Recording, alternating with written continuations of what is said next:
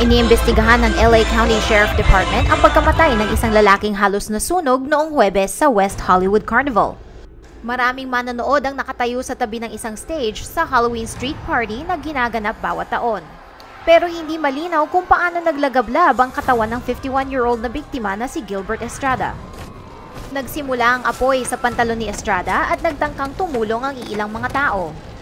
Nang namatay ang apoy ay nagsimulang manukso ang mga tao habang nakahiga sa sahig si Estrada. That motherfucker crazy! What you doing, you dumb motherfucker? Hey, what the fool doing? It's a show. What you doing? Motherfucker dying, man. That fool crazy as fuck, dog. Hey, what the fuck happened?